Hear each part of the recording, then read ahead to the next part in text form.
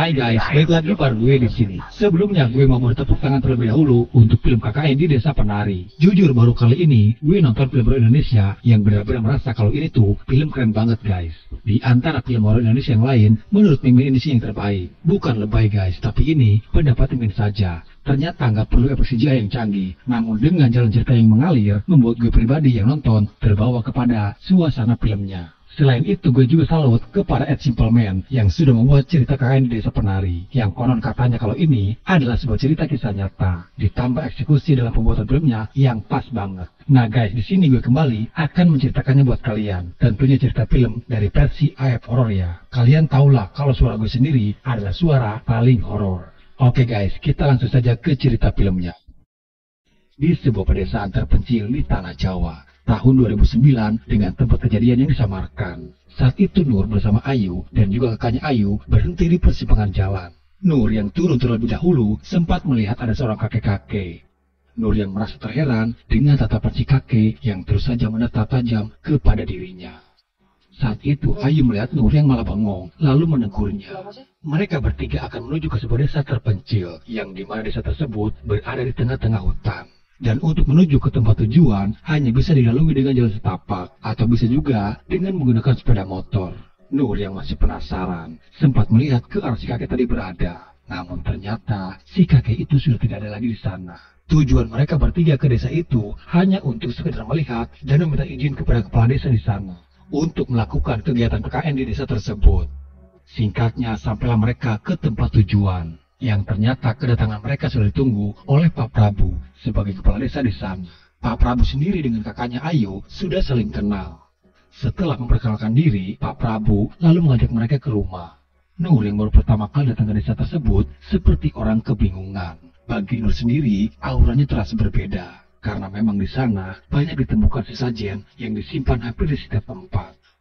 Mengetahui maksud dan tujuan mereka datang ke sana, sebenarnya Pak Prabu sendiri awalnya tidak memberikan izin untuk para mahasiswa melakukan kegiatan KKN di desanya. Namun saat itu Ayu langsung berbicara kepada Pak Prabu, memohon untuk mengizinkan mereka melakukan KKN. Karena kedatangan mereka justru akan membantu warga di sekitar daerah tersebut. Bukan tanpa alasan Pak Prabu melarang mereka untuk melakukan kegiatan. Pak Prabu sebagai kepala desa tahu betul kondisi keadaan di desanya. Tapi dengan penuh pertimbangan, apalagi Ayu juga sudah berjanji tidak akan membuat masalah. Dan akhirnya Pak Prabu pun mengizinkan mereka untuk melakukan kegiatan KKN di sana.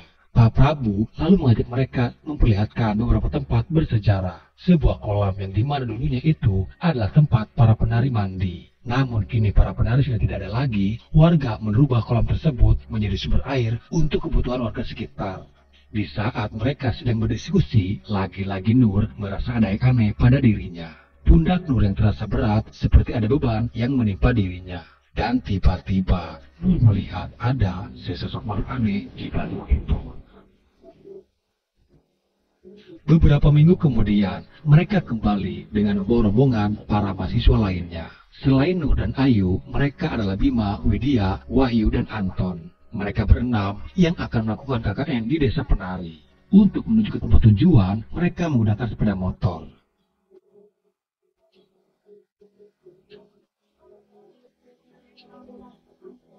Dan saat di perjalanan, Widya yang berada di posisi paling belakang. Saat itu, dia mendengar ada suara gamelan. Yang padahal mereka berada di tengah-tengah hutan tanpa ada rumah ataupun orang lain di sana. Melihat ke area sekitar hutan, tak sengaja Widya melihat ada seorang wanita dengan berpakaian adat Jawa, seperti seorang sinden, berdiri menatap ke arah Widya. Pak Prabu, Bayu, apa kabar Pak? Abi, perjalanan. Sesampainya di desa, Pak Prabu lalu mengajak mereka semua ke rumah, sambil memperkenalkan kehidupan warga di desa tersebut. Desa Penari benar-benar desa yang terpencil, bahkan pada saat itu listrik pun belum ada. Widya sempat menanyakan kepada Pak Prabu kalau tadi saat di perjalanan dia mendengar ada suara gamelan. Pak Prabu yang mendengar pengakuan Widya seketika raut mukanya langsung berubah. Ayu bersama yang lainnya pun merasa terheran karena selama tadi di perjalanan mereka tidak ada yang mendengar ada suara gamelan. Untuk mencairkan suasana, Pak Prabu menganggap mungkin itu hanya pendengaran Dewi Widya saja. Untuk sementara para wanita akan tinggal di rumahnya Bu Sundari, sedangkan untuk kaum laki-laki akan tinggal di posyandu yang sudah disiapkan oleh Pak Prabu. Malam pun tiba. Widya, Ayu, dan Nur yang tidur bersama dalam satu ranjang. Widya yang tidak bisa tidur pada malam itu. Seketika ada perasaan takut yang tiba-tiba dia rasakan. Dan saat dia melihat ke arah Nur, Widya melihat ada bayang hitam yang duduk persis di dekat Nur yang sedang tertidur. Widya mencoba untuk tidak panik, berusaha untuk kembali menidurkan dirinya. Saat itu Widya hanya bisa menangis menahan rasa ketakutannya sambil membalikkan tubuhnya ke arah berlawanan. Terlihat ada tangan yang membelai ke kepalanya Nur. Yang ternyata itu adalah sosok nenek tua. Seperti yang kita tahu guys, kalau si nenek tua itu adalah jin penjaga yang selalu menyertai kemanapun Nur pergi. Di keesokan harinya, Pak Prabu lalu membawa mereka untuk berkeliling desa di tempat mana saja yang mungkin bisa dieksplor oleh para mahasiswa. Pak Prabu juga menjelaskan kalau warga desa masih menganut kepercayaan kuno, masih melakukan tata cara ritual memberikan sesajen kepada para leluhur. Di antara mereka hanya Nur yang selalu terlihat murung. Dan saat itu, dia melihat kembali sesosok hitam besar dengan mata merah menatap ke arahnya. Desa Penari memang salah satu desa paling aneh guys. Setiap kuburan di sana, batu nisannya yang ditutupi oleh kain hitam. Pak Prabu menjelaskan kalau itu hanya sebagai pertanda kalau kuburan tersebut belum genap berusia 10 tahun. Nur yang dari awal selalu terlihat murung, hingga akhirnya dia yang tiba-tiba hampir pingsan.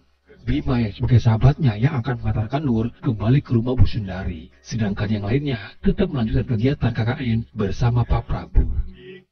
Di salah satu penghujung desa, Widya melihat ada sebuah gapura. Pak Prabu menjelaskan kalau gapura itu sebagai pembatas antara warga desa dan jalan menuju ke hutan.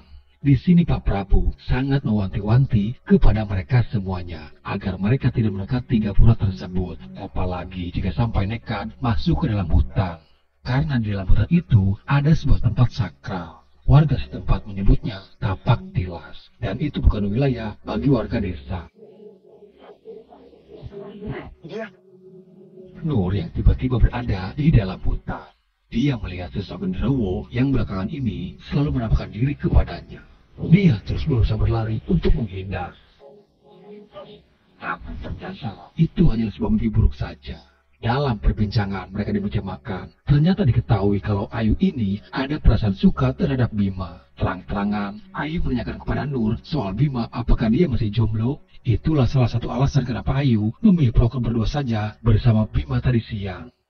Pagi itu, Nur dan Widya yang akan mandi, karena memang rumah warga di sana, kamar mandinya yang terpisah sendiri. Mereka yang melihat kamar mandinya sedikit agak ragu. Mereka pun bergantian saling menjaga. Nur terlebih dahulu yang akan mandi. Di dalam lagi-lagi, sesosok penampakan itu terus saja mengikuti Nur kemanapun dia pergi. Nur yang merasa ada firasat buruk, dia memutuskan untuk tidak jadi mandi. Namun pintu itu yang kini tiba-tiba saja tidak bisa dibuka. Widya yang berada di luar sama sekali tidak mendengar Nur yang minta tolong. Widya justru malah mendengar ada suara gamelan itu di dalam kamar mandi. Nur yang masih berusaha, tapi upaya dia untuk membuka pintu sepertinya sia-sia.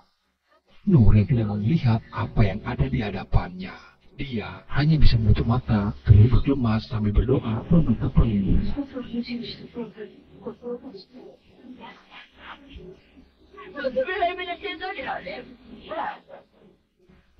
Dan tiba-tiba suasana kini menjadi hening dan pintu itu kini bisa terbuka kembali. Dengan apa yang dia rasakan, Nur tidak memberitahukannya kepada Widya.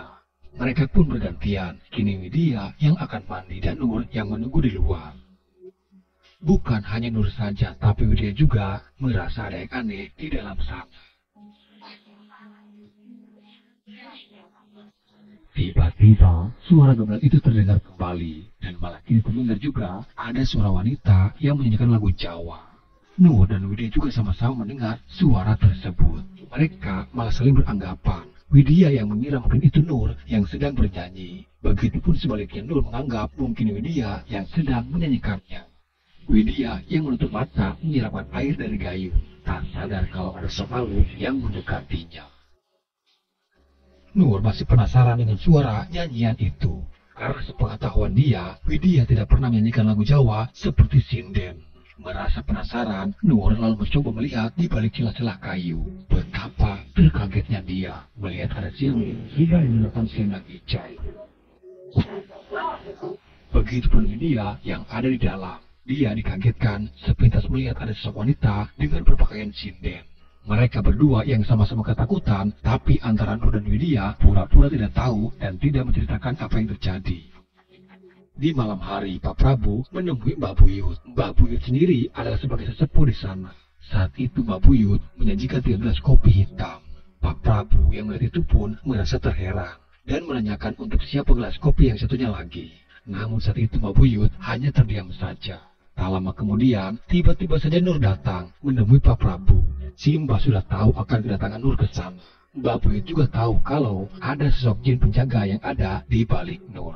Nur mengeluhkan kepada Pak Prabu dengan apa yang dirasakan selama dia berada di sini. Nur yang selalu diperlihatkan ada sosok hitam besar yang terus menghantui dirinya. Namun si Mbah memotong pembicaraan mereka dan langsung menawarkan Nur untuk meminum kopinya. Walaupun Nur sempat menolak karena dia tidak biasa meminum kopi. Tapi si Mbah sedikit memaksa untuk Nur meminum kopi tersebut. Karena tak enak hati, akhirnya Nur pun terpaksa meminum kopi yang ditawarkan.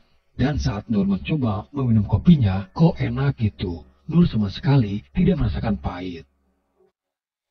Di malam itu juga, si Mbah lalu memotong ayam cemani. Lalu mengatakan kepada Nur kalau yang dia lihat itu adalah salah satu penghuni desa dari bangsa jin. Makhluk itu marah karena keberadaan jin penjaga yang ada di dalam tubuhnya Nur. Dan di saat itu juga, si Mbah mengatakan kalau makhluk hitam besar sudah berjanji kepada si Mbah tidak akan mengganggu Nur lagi. Sing nang kene wis jadi tanggung jawab.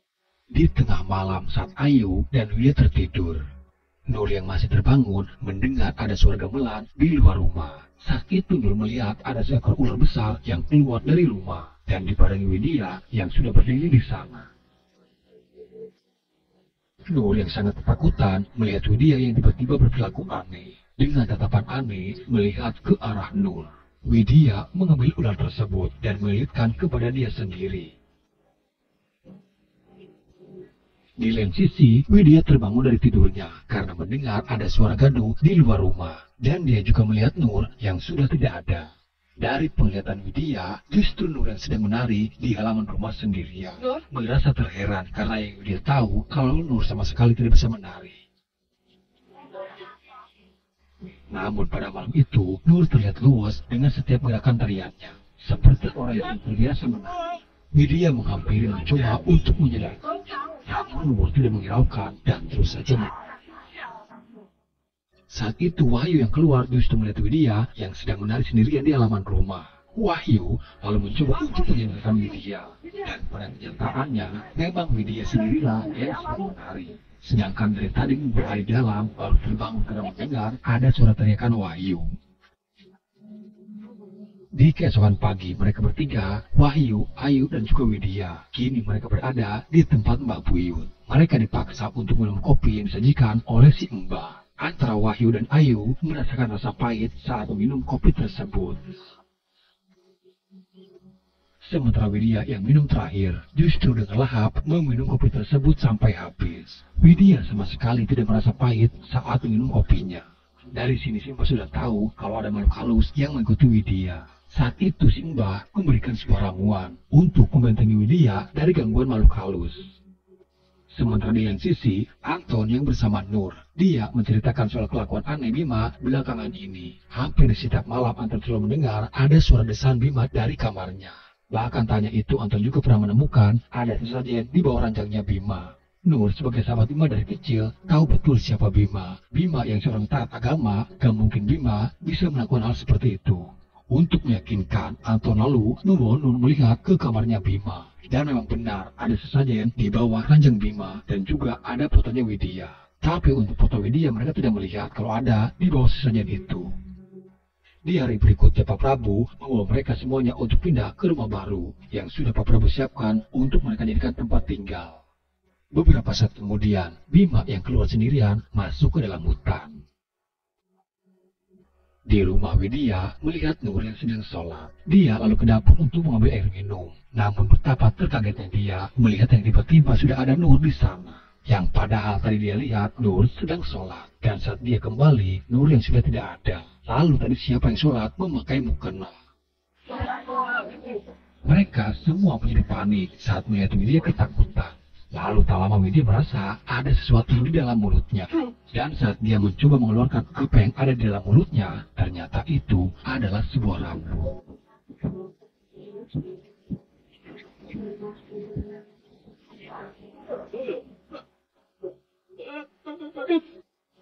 Ini kok bisa sampai Trip?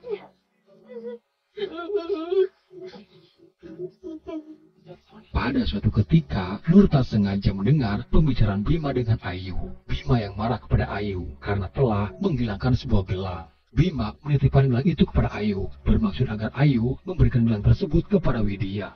Namun kini gelang itu yang malah hilang.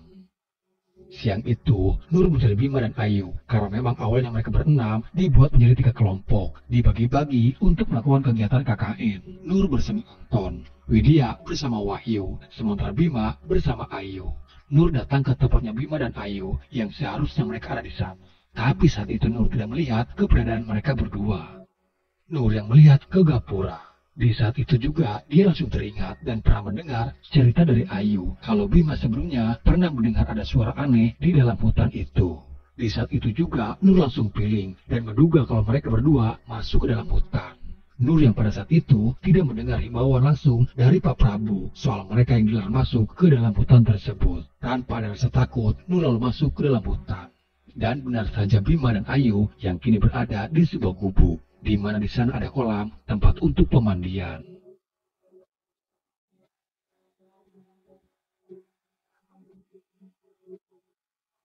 Sementara Nur masih mencari mereka. Di sana dia menemukan ada sebuah tempat yang sudah tak terurus. Terlihat banyak alat musik gamelan yang dibiarkan begitu saja. Tak jauh dari sana, Nur melihat ada sebuah gubuk. Merasa curiga dengan keberadaan gubuk itu. Dia lalu menghampirinya. Tak lama kemudian, keluarlah Bima bersama Ayu. Mereka yang sudah melakukan mantap-mantap di gubuk tersebut. Malu sekaligus merasa berdosa dengan apa yang sudah mereka lakukan di sana. Widya bersama Wahyu yang pergi ke pasar, berbelanja untuk kebutuhan mereka selama tinggal di desa. Sempat mengobrol dengan salah satu pedagang. Pedagang itu yang mengetahui mereka berdua tinggal di desa yang ada di tengah-tengah hutan. Karena hari sudah menjelang sore, si pedagang menyarankan lebih baik mereka menginap di hotel saja dan kembali pulang nanti pagi. Karena sangat berbahaya jika mereka sampai terjebak malam-malam di tengah hutan. Warga sekitar juga tidak ada yang berani melewati hutan itu pada saat malam hari. Tapi karena tidak mungkin Wahyu dan Widya menginap di hotel, mereka pun memilih untuk pulang saja. Ya sudah, jika mereka memaksakan pulang, si pedagang hanya memberitahukan saja agar mereka untuk selalu waspada dan selalu berdoa. Si pedagang juga berpesan jika mereka melihat ada sesuatu di tengah jalan, jangan sesekali pernah tergoda dan ikut ajakan mereka. Perjalanan dari jalan raya untuk masuk ke desa memang jauh guys. Dengan menggunakan sepeda motor saja, mereka harus menempuh perjalanan selama 1,5 jam. Sialnya mereka yang harus terjebak gelap di dalam hutan. Dan hal yang tidak mereka inginkan pun terjadi. Motornya yang tiba-tiba malah mati.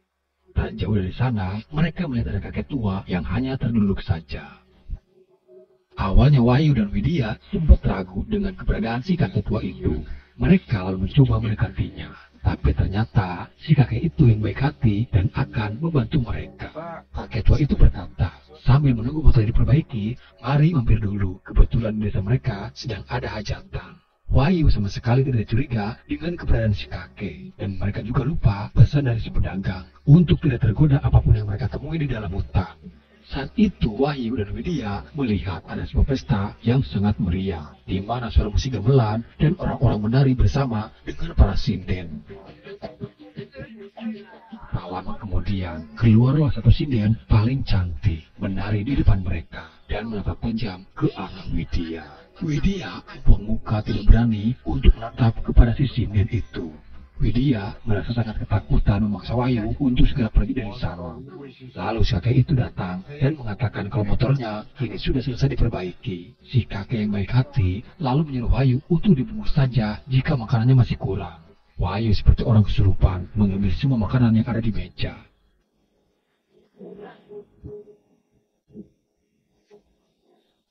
Saat mereka akan pergi dari sana, anehnya pesta itu pun langsung berhenti. Dan semua orang yang ada di sana hanya terdiam dan melihat ke arah mereka.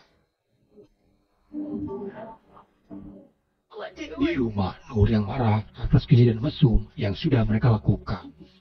Tak lama, Wahyu dan Widya datang. Tapi saat itu Wahyu melihat mereka seperti ada masalah. Wahyu bercerita kepada mereka apa yang dia alami tadi di jalan. Mereka yang mendengar tidak percaya dengan apa yang diceritakan oleh Wahyu. Karena di hutan itu tidak ada desa lain selain desa yang sekarang mereka tempati. Dan untuk membuktikan kepada mereka, Wahyu lalu membuka oleh-oleh yang dia dapatkan dari si kakek. Dan saat Wahyu membuka bungkusan yang tadi dia lihat itu adalah makanan, tapi ternyata itu adalah kepala monyet dengan masalahnya.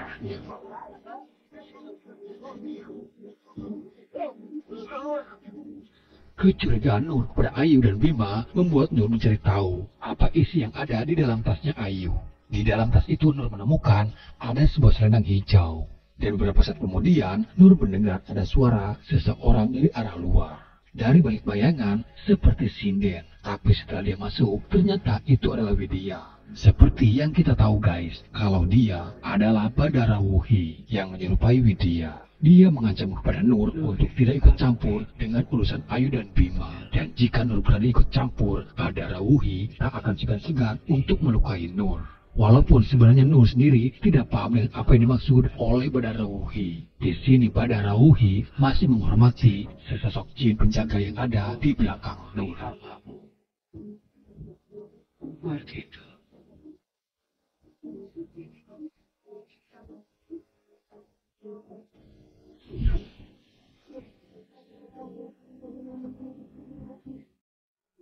Subuh itu setelah dia selesai sholat, Bima menangis, menyesali dengan apa yang sudah dia perbuat. Bima menceritakan awal mula semua ini bisa terjadi. Bima dimimpikan melihat Widya yang diselimuti oleh ular. Lalu Badara Wuhi yang mengaku dirinya adalah Dau, panggilan nama bagi seorang penari. Dia mengatakan kepada Bima, Widya tidak akan bisa lepas dari jilatan si ular. Karena itu adalah gangguan dari makhluk penghuni desa. Tapi Dau bisa menolong Widya asal Bima mau mengikuti perintah Dau. Bima disuruh datang ke tapak tilas yang ada di dalam hutan dan masuk ke dalam sebuah gubuk yang ada di sana. Bima diminta untuk mengambil sebuah gelang seperti yang dipakai oleh Dau. Lalu setelah itu, Bima diminta untuk memberikan gelang tersebut kepada Widya. Dan di setiap malamnya Bima harus menemui Dau untuk bersetubuh dengannya. Dau berjanji, jika Bima bisa melakukan semuanya, maka Widya akan selamat. Dan tak hanya itu saja, Bima juga bisa mendapatkan apa yang dia inginkan. Itu janjiku. Tanpa dia sadari, dengan mengikuti perintah Badara Wuhi, Bima sudah bersekutu dengan jin. Sebenarnya niat Bima pada saat itu hanya untuk menyelamatkan Widya. Namun semuanya itu hanyalah tipu daya jin yang seolah-olah menolong Widya. Hingga Bima sendiri yang akhirnya terjerumus masuk dalam perangkapnya Badara Wuhi. Saat itu Nur tak sengaja menemukan sebuah gelang di dalam tasnya Widya. Lalu dia juga menemukan selendang hijau di dalam tasnya Ayu. Dengan apa yang Nur tahu, Bima dan Ayu yang sempat berselisih membahas soal gelang. Nur lalu menemui Ayu meminta penjelasan apa sebenarnya yang direncanakan oleh Ayu dengan gelang dan selendang itu. Jika Ayu tidak mau mengaku, Nur mengancam akan memberitahukan semua itu kepada Pak Prabu. Lalu Ayu pun akhirnya mengaku dan mengatakan, awalnya memang Bima yang menyuruh dia untuk memberikan gelang tersebut kepada Widya. Namun Ayu tidak melakukannya. Ayu memilih menyimpan gelang tersebut dan beralasan pada Bima kalau gelang itu hilang. Hingga suatu ketika, Ayu didatangi seorang wanita yang berpakaian seperti sinden. Dia memaksa Ayu untuk memasukkan gelang tersebut ke dalam tasnya Widya. Dan sebagai gantinya, Ayu diberikan selendang hijau untuk bisa mengikat Bima. Karena kita tahu dari awal memang Ayu jatuh cinta kepada Bima. Dengan apa yang sudah Bima dan Ayu lakukan berdua, secara tak sadar mereka sudah terjebak dalam ikatan perjanjian dengan Badara Wuhi. Di malam hari, di saat semuanya sedang tertidur lelap, Widya terbangun dan tersengaja melihat Bima keluar membawa obor. Diam-diam, ternyata di belakang Widya mengikuti kemana Bima pergi. Bima kembali masuk ke dalam hutan dan menuju ke tapak tilas. Namun saat itu Widya kehilangan jejaknya Bima. Bima, Di sana Widya melihat ada sebuah gubuk lalu mencoba untuk membuka pintunya. Namun pintu itu yang terkunci. Karena penasaran, Widya mencoba melihat di sela-sela dinding kayu. Dan kini dia melihat Bima sedang bersetubuh dengan Badara Wuhi yang memperlihatkan wajah aslinya. Widya yang sok tak lagi bisa berkata apa-apa. Namun tiba-tiba dia dikagetkan keberadaan si kakek yang tempo dulu dia temui di hutan. Kini Widya berada di tengah-tengah para penduduk bangsa Jin yang tinggal di sana. Tak lama kemudian Badara Wuhi datang. Ternyata Widya ini sudah ditunggu oleh Badara Wuhi. Widya yang akan dijadikan sebagai dauh baru.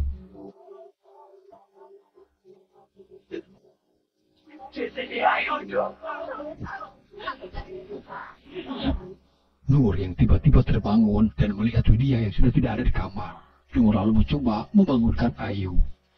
Saat itu Ayu hanya terdiam saja, tidak bergerak sama sekali. Dan saat Nur membalikan tubuhnya Ayu seperti orang yang sedang sekarat. Matanya yang terus saja melotot tanpa bisa mengelip sama sekali. Nur yang panik berteriak meminta tolong kepada yang lain. Sementara Widya yang terjebak bersama Badara Wuhi dipaksa untuk menari di hadapan mereka. Saat itu dia melihat ada sesosok wanita yang ternyata itu adalah Ayu yang kini berpakaian sinden dan menari di hadapan Badara Wuhi.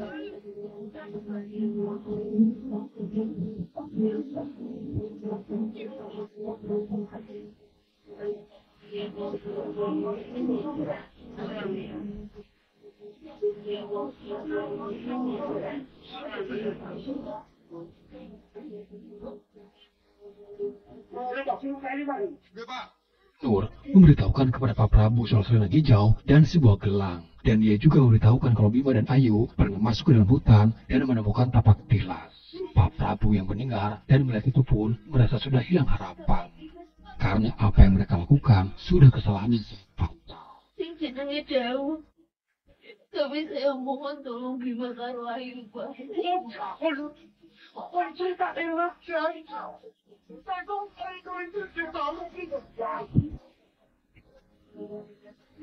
Para warga dikerahkan masuk ke dalam hutan untuk mencari Bima.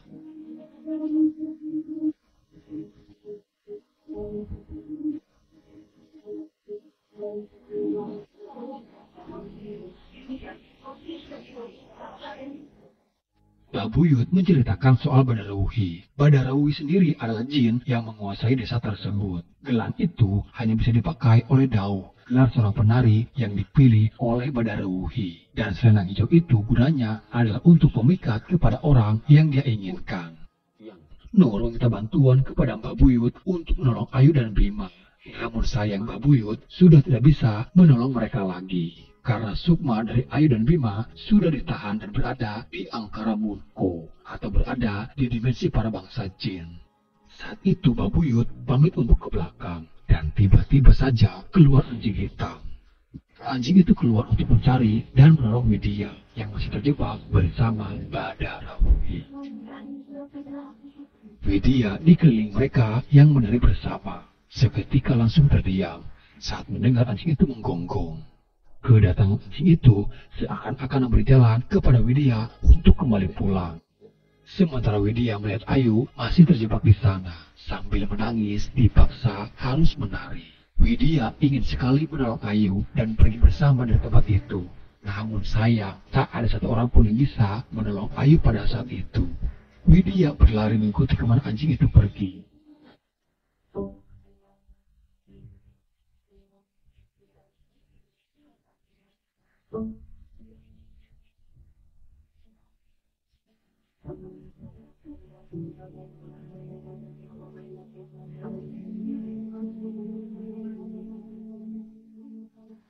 Tak lama kemudian Bima pun yang akhirnya ditemukan. Namun dengan kondisinya yang sudah sangat mengkhawatirkan. Antara Ayu dan Bima mengalami hal yang sama. Mata mereka yang terus melotot tanpa bisa mengelip sama sekali.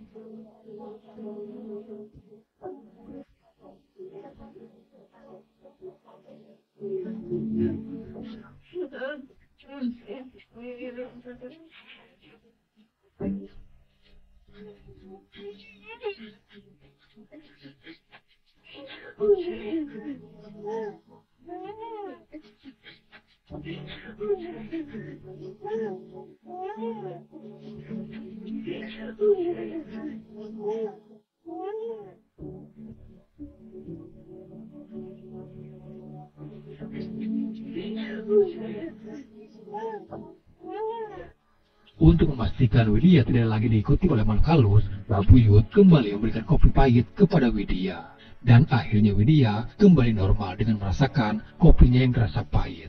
Si Mbah mengatakan kalau Sukma, Ayu, dan Bima kini terjebak berada di alam jin. Mereka berdua terkena hukuman atas perbuatan yang sudah mereka lakukan.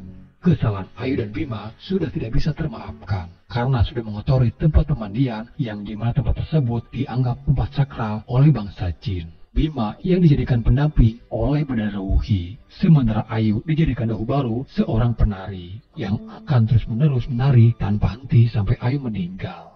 Si Mbah sebagai sesepuh desa merasa gagal untuk menjaga mereka.